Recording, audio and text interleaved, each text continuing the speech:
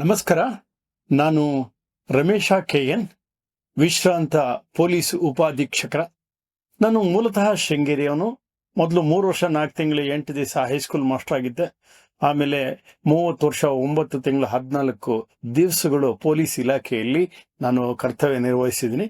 Sub inspector ಆಗಿ 1994ರಲ್ಲಿ ನನ್ನ ಈ ಒಂದು ಪೊಲೀಸ್ ಟ್ರೈನಿಂಗ್ ಕಾಲೇಜಿಗೆ ಸೇರಿದೆ. ನಂತರ ಪ್ರೊಬೇಷನರಿ ಸಬ್ ಇನ್ಸ್ಪೆಕ್ಟರ್ ಆಗಿ ಚಿಂತಾಮಣಿಗೆ ಬಂದೆ. ಪ್ರೊಬೇಷನರಿ ಅಲ್ಲೇ ಆಯಿತು. ಶ್ರೀನಿವಾಸಪುರ, ಚಿಂತಾಮಣಿ, ಶಿಡ್ಲಘಟ್ಟ, ಕೋಲಾರ, KR ಪೇಟೆಯಲ್ಲಿ ಸಬ್ ಇನ್ಸ್ಪೆಕ್ಟರ್ ಆಗಿದ್ದೆ. ಅಲ್ಲಿ ಇನ್ಸ್ಪೆಕ್ಟರ್ ಆಗಿದ್ದೆ. ಸುಮಾರು 7 ಜಿಲ್ಲೆಗಳಲ್ಲಿ ನಾನು ಕರ್ತವ್ಯ ನಿರ್ವಹಿಸಿದ್ದೀನಿ. ಸುಮಾರು 30 ವರ್ಷದಲ್ಲಿ ಒಂದು 60ಕ್ಕೂ ಹೆಚ್ಚು ಕಾಲ ನನಗೆ ವರ್ಗಾವಣೆ ಆಯಿತು. ಇದು ನನ್ನ ಸಂಕ್ಷಿಪ್ತ ಒಂದು ಪರಿಚಯ.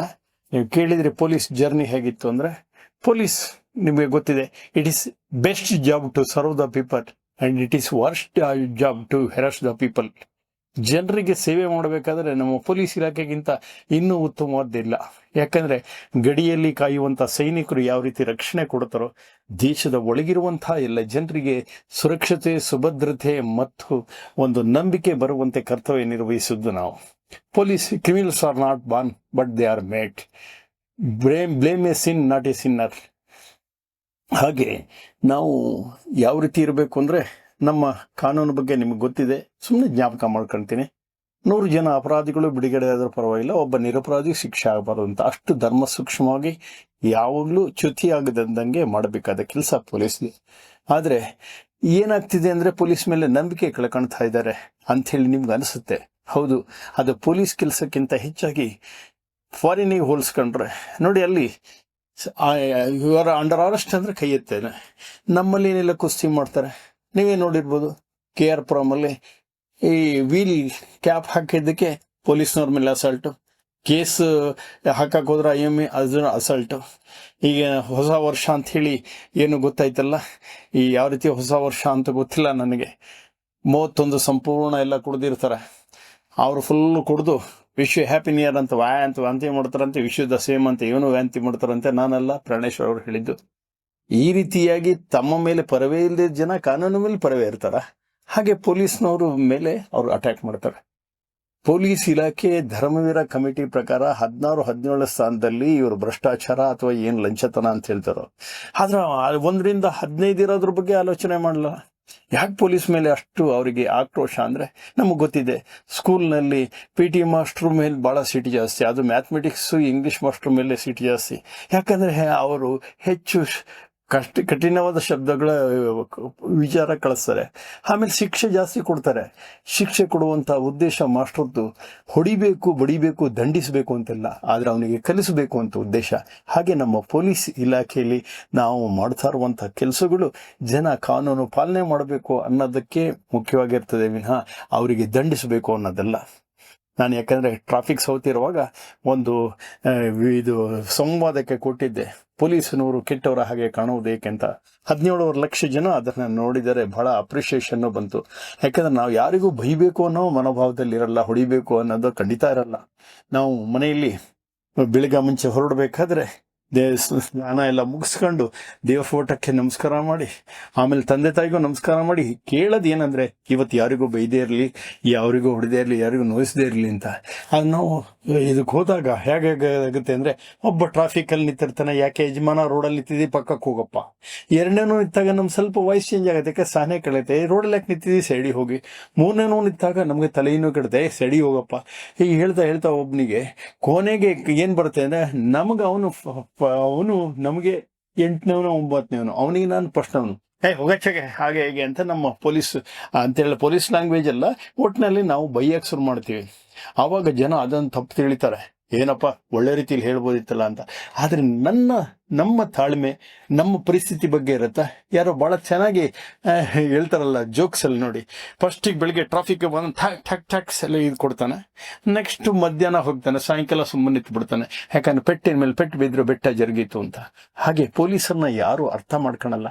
ಪೊಲೀಸನ್ನ ಇಷ್ಟೇ ತಿಳ್ಕೊಬೇಕು, ನಿಮ್ಮ ಅಣ್ಣ ತಮ್ಮ ಪೊಲೀಸ್ ಆಗಿದ್ರೆ ನೀವು ಅವರಿಂದ ಏನು ಬಯಸ್ತಿದ್ರಿ, ಒಂದು ವೇಳೆ ನೀವೇ ಪೊಲೀಸ್ ಆದರೆ ಏನು ಬಯಸ್ತಿದ್ರಿ. ಹಾಗೆ ಪೊಲೀಸ್ನವರು ಅಷ್ಟೇ, ಠಾಣೆಗೆ ಯಾರಾದರೂ ಬಂದರೆ ನಿಮ್ಮ ಪ್ರಶ್ನೆ ಪೊಲೀಸ್ ಹೇಗಿರಬೇಕು ಅಂತ. ಠಾಣೆಗೆ ಯಾರು ಬಂದರೆ ಅವ್ರ ಸ್ಥಾನದಲ್ಲಿ ನಾವಿದ್ದರೆ ಏನು, ನಾವು ಏನು ನ್ಯಾಯ ಬಯಸ್ತಾ ಇದ್ದು.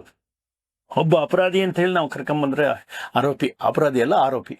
ಯಾಕಂದ್ರೆ ಅಪರಾಧ ಸಾಬೀತಾದ್ಮೇಲೆ ಅಪರಾಧಿ ಆಗ್ತಾನೆ. ಆರೋಪಿ ಅಂತಂದ್ರೆ ಅವನ ಸ್ಥಾನದಲ್ಲಿದ್ದರೆ ನಾವು ಯಾಕೆ ತಪ್ಪು ಯಾಕೆ ಮಾಡ್ತಿದ್ವು ಅಂತ ಯಾವಾಗಲೂ ಥಿಂಕ್ ಬಿಫೋರ್ ಇಂಕ್ ಅಂತಾರೆ. ಜಾಗ ನೋಡಿ ಲಾಗ ಹಾಕ್ಬೇಕನ್ನ, ಲಾಗ ಹಾಕೊಂಡು ಜಾಗ ನೋಡೋಕ್ಕಾಗಲ್ಲ. ಯಾಕಂದ್ರೆ ನಾವು ಒಬ್ಬ ತಪ್ಪನಾಗಿ ನಿರಪರಾಧಿಗೆ ಶಿಕ್ಷೆ ಕೊಟ್ಟಾಗ ಅಥವಾ ನಿರ್ದೋಷಿಯಾಗಿದ್ದಾಗ ಅವನ ಯಾತನೆ ಏನು, ಅನೇಕರು ಸುಸೈಡ್ ಮಾಡ್ಕೊಳ್ಳೋದಿದೆ. ಆಮೇಲೆ criminals are not born but they are made ಅಂತಾರಲ್ಲ, ನಿಜವಾಗಿ ನಿರಪರಾಧಿ ಒಬ್ಬನಿಗೆ ತಪ್ಪು ಮಾಡದಿದ್ದವನ ಮೇಲೆ ನಾವು ಏನಾದ್ರು ಕ್ರಮ ಕೈಗೊಂಡ್ರೆ ಆವಾಗ ಅವನು ಸಮಾಜಕ್ಕೊಬ್ಬ ಕಿಡಿಗೇಡಿಯಾಗಿ ಪರಿವರ್ತನೆ ಆಗುವ ಸಾಧ್ಯತೆಗಳು ಇರುತ್ತೆ. ಅದಕ್ಕೆ ಕಾರಣ ನಮ್ಮ ಮೇಲೆ ಬ್ಲೇಮ್ ಮಾಡ್ತಾರೆ. ಇಲ್ಲ ನಮ್ಮ ರಾಜಕಾರಣಿಗಳು, ನಾನು ಅದ್ರ ಬಗ್ಗೆ ಹೇಳಲ್ಲ. ನಿಜವಾಗೂ ಅವರ ಪ್ರಜಾಪ್ರತಿನಿಧಿ ಆದಮೇಲೆ ಗೆಲ್ಲಲ್ಲವರಿಗೂ ಎಲೆಕ್ಷನ್, ಗೆದ್ದ ಮೇಲೆ ಎಲ್ಲರಿಗೂ ಪ್ರತಿನಿಧಿ ಅಂತ ಅವನು ವರ್ತನೆ ಮಾಡಬೇಕು. ಆದರೆ ಎಷ್ಟು ಜನ ಮಾಡ್ತಾರೆ, ಕೊನೆಯವರೆಗೂ ಒಂದು ಪಕ್ಷದ ಪರವೇ ನಮ್ಮವನು ಬಿಟ್ಟು ಹೊಡೀರಿ ಅಂತ. ಎಷ್ಟೋ ಕಡೆ ಹಾಗೆ ಆಯಿತು. ನನಗೂ ಅಂತ ಪೊಸಿಷನ್ ಬಂದಿತ್ತು. ಯಾವನೋ ಹುಡುಗಿ ಚುಡಾಯಿಸಿದಾಗ ಅವ್ನು ಎತ್ತಕ್ಕಂಬಂದ್ರೆ ಒಬ್ರು MLA ಫೋನ್ ಬಂತ, ನಮ್ಮವ್ರು ಬಿಡಿ ಅಂತ. ನಾನು ಹೇಳಿದೆ, ಬಿಡೋಕ್ಕಾಗಲ್ಲ ಸರ್, ಅವ್ರು ಹಿಂಗೆ ಅವ್ನು ಚುಡಾಯಿಸ್ಬಿಟ್ಟಿದ್ದಾನೆ. ಏನ್ರಿ ಚುಡಾಯಿಸೋರು ಏನಾಯಿತು? ಹಾಗೆ ಸರ್, ಇವತ್ತು ಚುಡಾಯಿಸಿದಾಗ ಬಿಟ್ಟರೆ ನಾಳೆ ಅವನ್ನ ರೇಪೇ ಮಾಡ್ತಾನಲ್ಲ. ಏನ್ರಿ ಆ ಹುಡುಗಿ ನಿಮ್ಮ ತೆಂಗಿನ ಅಂತ ಕೇಳಿದ್ರು.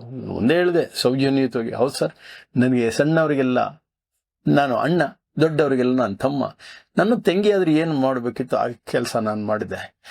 ಬಿಟ್ಬಿಟ್ರಿ ಅಂತ. ಇಲ್ಲ ಸರ್, ನಿಮ್ಮ ಮಗಳನ್ನ ಚುಡಾಯಿಸೋರು ಬಿಡ್ತಿದ್ದೆ, ಆದರೆ ಆ ಹುಡುಗಿನ ಬಿಡೋಕ್ಕಾಗಲ್ಲ. ಏನ್ರಿ ನನ್ನ ಮಗಳು ಸುದ್ದಿ ಎತ್ತೀರಾ ಅಂತ. ನಿಮ್ಮ ಮಗಳು ಒಂದಿದ್ದೆ ಅಷ್ಟೇ, ನಿಮ್ಗೆ ಮೆಣಸಿನ್ಕಾಯಿ ಇಟ್ಟಂಗಾಯ್ತು. ಆದ್ರೆ ಪಾಪ ನಿರಪರಾಧಿ, ಬಡವ, ಅವ್ನಿಗೆ ಯಾರೂ ಸಹಾಯ ಇಲ್ಲ, ಅಸಹಾಯಕ. ಅವ್ನ ತೆಂಗಿನ ಚುಡಾಯಿಸೇ ಬಿಟ್ಟಿದ್ದಾನಲ್ಲ, ನಾನು ಆ್ಯಕ್ಷನ್ ತಗೊಳ್ಳಿಲ್ಲ ಅಂದ್ರೆ ಅವ್ನು ಇನ್ನೇನು ಮಾಡ್ಕೊ, ಸೂಸೈಡ್ ಮಾಡ್ಕೊಬೇಕು, ಇಲ್ಲ ಏನು ಮಾಡ್ಕೊಬೇಕು ಗೊತ್ತಾಗಲ್ಲ ಅಂತ. ಹಾಗೆ ನಾವು ಅನೇಕ ಅಧಿಕಾರಿಗಳು, ನಿಮಗೆ ಗೊತ್ತಿರ್ಬೋದು ಈ ಪೊಲೀಸ್ ಇಲಾಖೆಯಲ್ಲಿ ಎಷ್ಟೆಷ್ಟು ಜನ ಆತ್ಮಾರ್ಪಣೆ ಮಾಡಿದ್ದಾರೆ ಹಾಗೆ ಅಂತ. ಮಧುಕರ್ ಶೆಟ್ಟಿ ಅವ್ರ ಹೆಸರು ಎಲ್ಲ ಹೇಳ್ತಾರೆ. ಆಮೇಲೆ ಹರಿಕೃಷ್ಣ, ಶಕೀಲ್ ಅಹಮದ್, ನಮ್ಮ ದಿನಕರು, AP ದೊರೈ, ಅಜಯ್ ಕುಮಾರ್ ಸಿಂಗು, ಹೀಗೆ ಹೇಳ್ತಾ ಹೋದರೆ ನಮ್ಮ ರೇವಣ್ಣ, ಕೃಷ್ಣ ಭಟ್ರು, ಯಾಕಂದರೆ ನಾವು ಸತ್ತವ್ರನ್ನ ಹೇಳ್ತೀನಲ್ಲ, ರಾಮ್ ಸುಬ್ಬು ಅವರು, ಹೀಗೆ ಹೇಳ್ತಾ ಹೋದ್ರೆ ಅನೇಕ ಅಧಿಕಾರಿಗಳನ್ನು ನಾವು ಹೇಳಬೇಕಾಗತ್ತೆ. ಬಹಳ ಪ್ರಾಮಾಣಿಕರು ಇದ್ದಾರೆ, ಆದರೆ ಪ್ರಾಮಾಣಿಕತೆಗೆ ಎಲ್ಲಿ ಮಾನ್ಯತೆ ಇರಲ್ಲ. ಎಲ್ಲ ಹೇಳ್ತಾರಲ್ಲ ಜನ, ಹಾಗೆ ಮಾಡ್ಬೇಕು, ಹೀಗೆ ಮಾಡಬೇಕು ಅಂತ.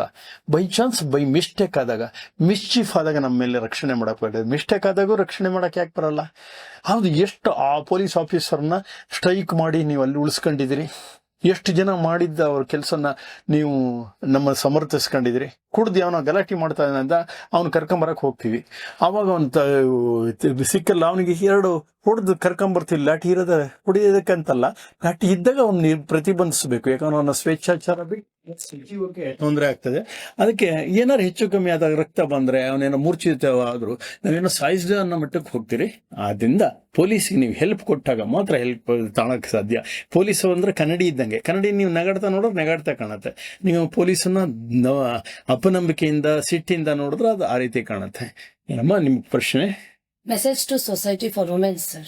ಎಸ್, ನಿಜವಾಗೂ ಹೆಂಗಸರು ಅಬಲೆಯರಾದ್ರಿಂದ ಕಾನೂನಲ್ಲಿ ಹೆಚ್ಚು ನೆರವು ಹೆಂಗಸರಿಗೆ ಕೊಡ್ತದೆ. ಯಾಕಂದ್ರೆ ಮೊಟ್ಟ ಮೊದಲು ಅವರು ಸ್ಟೇಷನ್ಗೆ ಅಥವಾ ಮನೆಯಿಂದ ಹೊರಗೆ ಬರಕ್ಕೆ ಹೆದರುವಂಥ ಪರಿಸ್ಥಿತಿ ಹಿಂದೆ ಬಹಳ ಇತ್ತು. ಈಗ ಹೊರಗೆ ಬರ್ತಾರೆ, ಆದರೆ ಅವ್ರಿಗೆ ಒಂದಿರುತ್ತೆ ಮರ್ಯಾದೆ ರೇಖೆ. ಗಂಡಸರಿಗಿಂತ ಹೆಂಗಸರಿಗೆ ಜಾಸ್ತಿ ಇರ್ತದೆ. ಯಾಕಂದ್ರೆ ಗಂಡಸರು ಯಾವ ರೀತಿಯಾದ ಡ್ರೆಸ್ಸಲ್ಲಿ ಹೋದ್ರು ಏನೋ ಹೆಚ್ಚು ಕಮ್ಮಿ ಮಾಡಲ್ಲ ಅಂತ ತಿಳ್ಕೊಳಲ್ಲ. ಹೆಂಗಸರು ಏನಾದ್ರು ಒಂದು ಸ್ವಲ್ಪ ಇದ್ರೆ ನಾವು ಅದು ಹೇಳ್ತೀವಿ. ಆಮೇಲೆ ಅವಳು ಹೆಂಗಸರಾಗಿ ಈ ರೀತಿ ಮಾಡ್ತಾರಲ್ಲ ಅಂತ. ಅದರಿಂದ ಹೆಂಗಸರಿಗೆ ಕಟ್ಟುಪಾಡುಗಳು ಜಾಸ್ತಿ ಇರ್ತದೆ. ಆಮೇಲೆ ಅವ್ರನ್ನ ಸಮಾಜ ನೋಡೋ ದೃಷ್ಟಿ ಬೇರೆ ಇರುತ್ತೆ. ಹಾಗಿದ್ದಾಗ ನಾವು ಪೊಲೀಸ್ನವರು ಹಾಗೆ ನೋಡಬಾರ್ದಲ್ಲ. ಮುಖ್ಯವಾಗಿ ನಮ್ಮ ಉದ್ದೇಶ ಏನಾಗಬೇಕು ಅಂತ ಹೇಳಿದ್ರೆ, ನಮ್ಮ ಅಕ್ಕ ತಂಗಿ ಬಂದ್ರೆ ನಾವು ಏನು ಮಾಡಬೇಕು, ಆ ಸ್ಥಿತಿಯನ್ನ, ಆ ಒಂದು ಮರ್ಯಾದೆಯನ್ನ ನಾವು ಕೊಡಬೇಕು. ಅದಕ್ಕಾಗಿ ಪೊಲೀಸರು ಹೆಚ್ಚು ಸೌಜನ್ಯವಾಗಿ ವರ್ತಿಸ್ಬೇಕು ಅಂತ. ಈಗ ನೋಡಿ, ಮೊದಲು ಗಂಡಸರು ಪೊಲೀಸ್ನ ಹೆಂಗಸರನ್ನ ನಾವು ಅರೆಸ್ಟ್ ಮಾಡೋದು, ಕರ್ಕೊಂಬರೋದು ಇತ್ತು. ಈಗೆಲ್ಲ ಮಹಿಳಾ ಪೊಲೀಸೇ ಹೋಗಬೇಕು.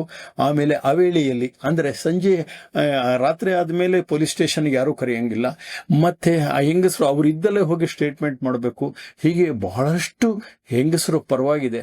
ಆದರೆ ಕೆಲವೊಮ್ಮೆ ದುರುಪಯೋಗ ಮಾಡ್ಕೊಳ್ತಾರೆ. ಅಂದರೆ ಗೊತ್ತಿದೆ ಆಗ ಗಂಡ ಅಂದಮೇಲೆ ಏನೋ ಮನೇಲಿ ಸ್ವಲ್ಪ ಜಗಳ ಬಂದ್ಬಿಟ್ರೆ ತಕ್ಷಣ ನನಗೆ ವರದಕ್ಷಿಣೆ ಕಿರುಕುಳ ಅಂತ ಹೇಳಿ ಅತ್ತೆ ಮಾಮ ಅವ್ರ ಸಂಬಂಧ ಎಲ್ಲರ ಬೇರೆ ಮನೆ ಇರ್ತಾರೆ, ಫಾರಿನ್ ಇದ್ದವ್ರ ಮೇಲೂ ಕಂಪ್ಲೇಂಟ್ ಕೊಡ್ತಾರೆ.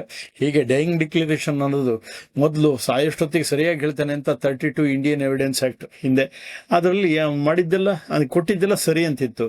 ಆದ್ರೆ ಸುಖಾಸುಮ್ನ ತಮ್ಮ ಇನ್ನೊಬ್ರಿಗೆ ಶಿಕ್ಷೆ ಕೊಡಿಸ್ಬೇಕು ಅಂತ ಹೇಳೋದ್ರಿಂದ ಡೈಯಿಂಗ್ ಡಿಕ್ಲರೇಷನ್ ಸ್ಯಾಂಕ್ಟಿಟಿ ಹೋಯ್ತು. ಹಾಗೆ ಮಹಿಳೆಯರಿಗೆ ಕೊಟ್ಟಂತಹ ಈ ಒಂದು ಸೆಕ್ಷನ್ ಕಾನೂನು ಬದ್ಧತೆನ ಅದನ್ನ ಎಲ್ಲರೂ ಒಳ್ಳೆ ರೀತಿಯಲ್ಲಿ ಬಳಸಬೇಕು. ಈ ಸಂಘ ಸಂಸ್ಥೆಗಳು, ಮಹಿಳಾ ಸಹಾಯವಾಣಿ ಮತ್ತು ಮಹಿಳೆ ಪರವಿರುವಂತಹ ಸಂಘಟನೆಗಳು ಸಹ ಇದನ್ನ ಯುಕ್ತವಾಗಿ ಬಳಸುವಂತೆ ಮಾಡಬೇಕು. ತಪ್ಪಿದ್ದಲ್ಲಿ ತಪ್ಪು ಯಾರು ಮಾಡೋದು ತಪ್ಪೆ. ಇದಕ್ಕೆ ಒಂದು ಉಪಕಥೆಗಳನ್ನು ಹೇಳಕ್ಕೆ ಇಷ್ಟಪಡ್ತೀನಿ. ಒಬ್ಬ ರಾಜನ ಅರಮನೆ ಆನೆ ಕದ್ದು ಬಿಡ್ತಾನೆ. ರಾಜನಿಗೆ ಸಿಟ್ಟು ಬರುತ್ತೆ, ನಾನು ಅರಮನೆ ಆನೆ ಕದ್ದವನು ಯಾವ್ದು ಬೇರೆ ಬಿಡ್ತಾನ, ಅವನಿಗೆ ನೇಣಾಕಿ ಅಂತ. ನೇಣಾಕ್ಬೇಕಾದ್ರೆ ಕೊನೆಗೆ ಒಂದು ಪ್ರಶ್ನೆ ಕೇಳ್ತಾರಲ್ಲ, ನಿನ್ನ ಕೊನೆ ಆಸೆ ಏನು ಅಂತ. ಅದು ಹೇಳ್ತಾನೆ, ನಾನು ಅನಾಥನಾದಾಗ ನನ್ನ ಅಪ್ಪ ಅಮ್ಮ ನನ್ನ ಸತ್ತೋದ್ಮೇಲೆ ನನ್ನ ಅಜ್ಜಿ ನನ್ನ ಸಾಕಿದ್ದು, ಅವಳನ್ನೊಂದ್ಸರಿ ನೋಡ್ಬಿಟ್ಟು ಅವಳಿಗೆ ನಾನು ಒಂದು ಮುತ್ತು ಕೊಟ್ಟು ನಾನು ಸಾಯಕ್ಕೆ ಇಷ್ಟಪಡ್ತೀನಿ. ಜನಕ್ಕೆ ಆಶ್ಚರ್ಯ ಆಯಿತು, ಕಳ್ಳ ಅಂತಾನೆ ಅವನಿಗೆ ಮುತ್ತು ಕೊಡುವಂಥ ಇದು ಅಂದ್ರೆ ಅಜ್ಜಿ ಮೇಲೆ ಅಷ್ಟು ಪ್ರೀತಿ ಇದೆಯಾ? ಆಯ್ತು ಅಂತ ಅಜ್ಜಿನ ಕರೆದ್ರೆ ಮುತ್ತು ಕೊಡಕ್ಕೆ ಹೋದಂಗೆ ಹೋಗಿ ಅವ್ನ ಮೂಗನ್ನೇ ಕತ್ತರಿಸ್ಬಿಡ್ತಾನೆ. ಜನರ ಸಿಟ್ಟು ಬಂದು ಹೇಳ್ತಾನೆ, ಸಾಯೋ ಅಷ್ಟೊತ್ತಿಗೆ ಆ ಅಜ್ಜಿಗೆ ಆ ರೀತಿ ಹಿಂಸೆ ಕೊಟ್ನಲ್ಲ ಅಂತ ಹೇಳಿ ದೊಣ್ಣೆಲ್ಲಿ ಹೊಡೆಯಕ್ಕೆ ಬರ್ತಾರೆ. ಹೊಡೆಯಕ್ಕೆ ಬಂದಾಗ ಆತ ಹೇಳ್ತಾನೆ, ನನ್ನ ಮಾತು ಕೇಳಿ ಹೊಡೆಯೋದಾರು ಹೊಡೆದ್ಬಿಡಿ ಅಂತ. ಏನಪ್ಪ ಅದನ್ನು ಕೇಳೋಣ ಅಂತ ಕೇಳೋವಾಗ ಅವ್ನು ಹೇಳೋ ಮಾತು ಎಷ್ಟು ಒಂದು ಮಾರ್ಮಿಕವಾಗಿದೆ ನೋಡಿ. ಸಣ್ಣಕ್ಕಿರುವಾಗ ಅನಾಥನಾದ ನನ್ನನ್ನು ಚೆನ್ನಾಗಿ ನೋಡ್ಕೊಂಡಿದ್ದ ಅಜ್ಜಿ ಹೋಗ್ಬೇಕಾದ್ರೆ ಹೆಗಲ ಮೇಲೆ ಕೂರ್ಸ್ಕೊಂಡು ಹೋಗ್ತಿದ್ಲು. ಒಂದ್ಸರಿ ಅವಳು ಹೋಗುವಾಗ ಅಲ್ಲಿ ಒಂದು ಬಾಳೆಹಣ್ಣು ಬುಟ್ಟಿಯನ್ನು ಹೊತ್ಕೊಂಡ್ ಬರ್ತಿದ್ದ. ಬಾಳೆಹಣ್ಣು ಬಹಳ ಚೆನ್ನಾಗಿತ್ತು. ಅದು ಅವನಿಗೆ ಗೊತ್ತಿಲ್ದಿದ್ದಂಗೆ ಒಂದು ಬಾಳೆಹಣ್ಣು ತೆಗೆದು ಅವ್ನು ಹೋದ್ಮೇಲೆ ಅಜ್ಜಿಗೆ ತೋರಿಸಿದೆ. ಆದ್ರೆ ಅಜ್ಜಿ ಅವು ಹೊಡೆದು ಬುದ್ಧಿ ಹೇಳಲಿಲ್ಲ. ಅದ್ರ ಬದಲಿಗೆ ನನಗೆ ಕಳ್ಳ ಮುದ್ದ, ನೀನು ಒಂದೇ ಕದ್ದಿ ಯಾಕೆ, 2 ಕದ್ದಿ ನಂಗೊಂದು ನಿಂಗೊಂದು ಆಗ್ತಿತ್ತು, ಒಂದು ಚಿಪ್ಪು ಕದ್ದಿದ್ರೆ ಒಂದು ವಾರಕ್ಕಾಗ್ತಿತ್ತು ಅಂತ ನನ್ನ ಮುದ್ದಾಡಿದ್ಲು. ಅವತ್ತು ಅನ್ಸಿತ್ತು ನನ್ನ ಕೆಳತನ ಕೆಟ್ಟದಲ್ಲ, ಒಳ್ಳೇದು ಅಂತ. ಅಂದ್ರೆ ಪ್ರೇರಣೆ ಸಿಕ್ಕದಂಗಾಯ್ತು. ಅವತ್ತಿಂದ ಕದಿಯಕ್ಕೆ ಶುರು ಮಾಡಿದೆ. ನನ್ನ ಅದೃಷ್ಟ ಒಂದ್ಸರಿನೂ ಸಿಕ್ಬಿಡ್ಲಿಲ್ಲ ನಾನು. ಆಮೇಲೆ ಯಾವ ಮಟ್ಟಕ್ಕೆ ಹೋಯ್ತು ಅಂತ ಹೇಳಿದ್ರೆ, ನಾನು ಮನೇಲಿ ಕೆಜಿಗಟ್ಲೆ ಮಣಗಟ್ಲೆ ಬೆಳ್ಳಿ ಬಂಗಾರಗಳಿದಾವೆ. ಅದನ್ನೇನು ಕದ್ರ ಆನೆನೆ ಕದಿಬೇಕು ಅನ್ಸು, ರಾಜನ ಆನೆನೆ ಕದ್ದೆ. ಆದ್ರೆ ಔತಿಡಿಯಕ್ಕಾಗಲ್ಲ, ಸಿಕ್ಬಿದ್ದೆ. ಅವತ್ತು ಬಾಳೆಹಣ್ಣು ಕದ್ದಾಗ ನನಗೆ ಬುದ್ಧಿ ಹೇಳಿದ್ರೆ ನನ್ನ ಜೀವ ಉಳಿತಿತ್ತು, ಬಾಳ್ ಉಳಿತಿತ್ತು. ಆದ್ರೆ ಆ ಬಾಳೆಹಣ್ಣಲ್ಲಿ ಕದ್ದಾಗ ಅಜ್ಜಿ ಹೇಳಿದ ಬುದ್ಧಿ ನನ್ನ ಜೀವನನೇ ಬಾಳೆ ಹೋಗ್ತಾ ಇದೆ ಅಂತ ಹೇಳ್ತಾರೆ. ಈ ರೀತಿಯಾಗಿ ತಪ್ಪು ಮಾಡಿದವನ್ನ ನಾವು ಪ್ರೋತ್ಸಾಹಿಸಿದರೆ ಅವ್ರು ನಾಳೆ ಹಾಳಾಗಕ್ಕೆ ನಾವೇ ಕಾರಣ ಆಗ್ತೀವಿ, ಅವರಲ್ಲಿ ಸಾವಿಗೂ ಕಾರಣ ಆಗ್ತೀವಿ, ಮರಣದಂಡನೆಗೆ. ಇದನ್ನು ತಿಳ್ಕೋಬೇಕು ಅಂತ ಹೇಳಕ್ಕೆ ಇಷ್ಟಪಡ್ತೀನಿ. ಪಬ್ಲಿಕ್ ಸೇಫ್ಟಿ ಬಗ್ಗೆ ನಿಜವಾಗೂ ಜನ ಸುರಕ್ಷತೆ ಅಂದಾಜಾಗಬೇಕು. ಕಾನೂನು ಇರೋದು ಅಥವಾ ಪೊಲೀಸ್ ಇರೋದು ನಮ್ಮನ್ನು ಶಿಕ್ಷೆ ಮಾಡೋಕ್ಕಲ್ಲ, ನಮ್ಮ ಸುರಕ್ಷತೆಗಾಗಿ ಅಂತ. We respect those who respect law ಅಂತ. ಕಾನೂನು ಗೌರವಿಸಿದವರಿಗೆ ನಾವು ರಕ್ಷಣೆ ಕೊಡ್ತೀವಿ. ಹಾಗೆ ಸುರಕ್ಷತೆ ನಮ್ಗೆ ಯಾಕೆ ಅಂದ್ರೆ ಇಷ್ಟೇ ತಿಳ್ಕೊಳ್ಳೋಣ. ಕಾನೂನು ಹೇಗೆ ಅಂದ್ರೆ ಈ ನಮ್ಮ ಟ್ರಾಫಿಕ್ ಸಿಗ್ನಲ್ ಇದ್ದಂಗೆ, ಆ ರೈಟ್ ಸಿಗ್ನಲ್ ಬಂದಾಗ ನಿತ್ತರೆ ಸುರಕ್ಷಿತವಾಗಿರ್ತವೆ, ಆ ಗ್ರೀನ್ ಸಿಗ್ನಲ್ ಬಂದಾಗ ಮೂವ್ ಮಾಡೋಣ. ಒಬ್ಬ ಹೀಗೆ ರೆಡ್ ಸಿಗ್ನಲ್ ಬಂತು, ಅವನು ಹಾಗೆ ಮುಂದುವರಿತಿದ್ದ. ಪೊಲೀಸ್ ತಕ್ಷಣ ಒಬ್ಬ ಸೈಡ್ ಇದ್ದ ಬಂದು ನಿಲ್ಸಿ ಹೇಳ್ದಂತೆ, ಏನಪ್ಪಾ ರೆಡ್ ಸಿಗ್ನಲ್ ಕಾಣ್ತಿದೆ, ನೀನ್ ಯಾಕೆ ಬರ್ದಿರ? ಸಿಗ್ನಲ್ ಏನೋ ಕಾಣ್ತು, ನೀವು ಕಾಣ್ಲಿಲ್ಲಲ್ಲ ಸರ್. ಅಂದರೆ ಕಾನೂನು ಪೊಲೀಸಿಗಾಗಿ ನಾವು ಪಾಲನೆ ಮಾಡೋದಲ್ಲ, ನಮ್ಮ ಸುರಕ್ಷತೆಗಾಗಿ ಪಾಲನೆ ಮಾಡಬೇಕು. ಉದಾಹರಣೆಗೆ ಹೆಲ್ಮೆಟ್ ಹಾಕೋದು. ಹೆಲ್ಮೆಟ್ ಹಾಕದೇ ಇದ್ರೆ ದೇಹದಲ್ಲಿ ಸುರಕ್ಷಿತವಾದ ಅಂಗ ಅಂದ್ರೆ ತಲೆ. ಅದನ್ನು ಹೆಲ್ಮೆಟ್ ಹಾಕದೇ ಇದ್ರೆ ಈಗ ಆಕ್ಸಿಡೆಂಟ್ ಆಗಿ ಅನೇಕರು ಸಾವಿನಲ್ಲಿ ಹೆಚ್ಚು ಪ್ರಮಾಣ ಹೆಲ್ಮೆಟ್ ಇಲ್ಲದೆ ಇದ್ದಿದ್ದಕ್ಕೆ. ಆಮೇಲೆ ಓವರ್ ಸ್ಪೀಡು, ವೀಲಿಂಗು, ಹೀಗೆ ಪ್ರತಿಯೊಂದರಲ್ಲೂ ಕಾನೂನು ಉಲ್ಲಂಘನೆ ನಾವು ಮಾಡ್ತೀವಿ, ರಾಂಗ್ ಪಾರ್ಕಿಂಗ್ ಮಾಡ್ತೀವಿ. ಇದಕ್ಕೋಸ್ಕರ ಕಾನೂನನ್ನ ನಾವು ಮೊದಲು ಪಾಲನೆ ಮಾಡ್ಕೊಳ್ಳೋಣ, ಆಮೇಲೆ ಕಾನೂನು ಪಾಲನೆ ಮಾಡದಿದ್ದವರಿಗೆ ಕೇಳೋಣ. ಈ ರೀತಿಯಾಗಿ ಮಾಡಿದ್ರೆ ಮಾತ್ರ ನಿಜವಾಗಿ ಒಂದು ಕಾನೂನು ರಕ್ಷಣೆಗೆ, ಕಾನೂನಿಗೆ ಬೆಲೆ ಕೊಟ್ಟಂಗಾಗತ್ತೆ, ಕಾನೂನು ಎನ್ಫೋರ್ಸ್ ಮಾಡೋದಕ್ಕೂ ಈಸಿ ಆಗತ್ತೆ. ಆ ರೀತಿಯಾಗಿ ಮಾಡಬೇಕು ಅಂತ ನನ್ನ ಜನರಿಗೆ ಕೇಳ್ತೇನೆ. Constitutional awareness knowledge. ಯಾಕೆ ಸಂವಿಧಾನ ನೋಡಿ, ನಿಜವಾಗೂ ಡಾಕ್ಟರ್ ಭೀಮರಾವ್ ರಾಮ್ಜಿ ಅಂಬೇಡ್ಕರ್ ಭಾರತ ರತ್ನ, ನಿಜವಾದ ಭಾರತ ರತ್ನ. ಇಡೀ ಪ್ರಪಂಚದಲ್ಲಿ ಎಲ್ಲ ದೇಶಕ್ಕಿಂತ ಅತಿ ಉತ್ಕೃಷ್ಟವಾದ ಉತ್ತಮವಾದ ಸಂವಿಧಾನ ರಚನೆ ಮಾಡಿದ್ದಾರೆ. ಬಹಳ ಚೆನ್ನಾಗಿ ವಿವೇಕಾನಂದರು ಎಲ್ಲೋ ಹೇಳಿದ ಜ್ಞಾಪಕ ಬರುತ್ತೆ, ಉತ್ತಮ ಧರ್ಮ ಅಂದರೆ ಹಿಂದೂ ಧರ್ಮ, ಆದರೆ ಪಾಲನೆಯಲ್ಲಿ ಹಿಂದೂಗಳಷ್ಟು ನಿಕೃಷ್ಟರು ಯಾರೂ ಇಲ್ಲ ಅಂತ. ಹಾಗೆ ಆಗಿದೆ ನಮ್ಮ ಕಾನೂನು. ಅಷ್ಟು ಉತ್ತಮವಾದ ಕಾನೂನು ಅಂಬೇಡ್ಕರ್ ಮಾಡಿಕೊಟ್ರು. ಅದನ್ನು ನಮ್ಮ ದುರುಪಯೋಗ ಮಾಡಿ ಎಷ್ಟು ನೂರ ಏನೋ ತಿದ್ದುಪಡಿ ಮಾಡಿ ನಮ್ಗೆ ಬೇಕಾದಂಗೆ ಮಾಡ್ಕೊಂಡಿದ್ದೀವಿ ವಿನಃ ನಿಜವಾಗಿಯೂ ಅಂಬೇಡ್ಕರ್ ಹೇಳಿದ ಆಶಯದಂತೆ ಹೋಗಿದ್ರೆ ನಮ್ಮ ಭಾರತ ಇಡೀ ಪ್ರಪಂಚದಲ್ಲಿ ಈಗ 3ನೇ ಸ್ಥಾನದಲ್ಲಿದೆ ಅಂತ ಹೇಳ್ಕೊಂತೀವಿ. 1ನೇ ಸ್ಥಾನದಲ್ಲಿ ಯಾವಾಗಲೂ ಇರ್ತಿತ್ತು. ಆ ರೀತಿಯಾಗಿ ಕಾನ್ಸ್ಟಿಟ್ಯೂಷನ್ ಅಂದರೆ ಸಂವಿಧಾನ, ಒಳ್ಳೆ ರೀತಿಯಾದ ವಿಧಾನ, ಅದನ್ನು ನಾವು ಪಾಲನೆ ಮಾಡಬೇಕು. ಅದನ್ನು ಬಗ್ಗೆ ಎಷ್ಟು ಹೇಳಿದ್ರೂ ಕಡಿಮೆ ಆಗುತ್ತೆ. ಆದ್ದರಿಂದ ಕಾನ್ಸ್ಟಿಟ್ಯೂಷನಲ್ ಆದರೆ ಒಂದು ನೀತಿ ಸಂಹಿತೆ, ಪ್ರತಿಯೊಬ್ಬ ಮನುಷ್ಯ ಹೇಗಿರಬೇಕು, ಪ್ರತಿಯೊಬ್ಬ ಪ್ರಜೆ ಹೇಗಿರಬೇಕು ಅಂತ ಹೇಳ್ತಾರೆ. ಈಗ ಹಿಂದೆ ಮನುಸ್ಮೃತಿ ಅಂತಿತ್ತಲ್ಲ, ಅದ್ರ ಬಗ್ಗೆ ಇಲ್ಲ. ಸ್ಮೃತಿ ಅಂದರೆ ನಾವು ಜ್ಞಾಪಕ ಇಟ್ಕೊಂಡು ಮಾಡುವಂಥದ್ದು.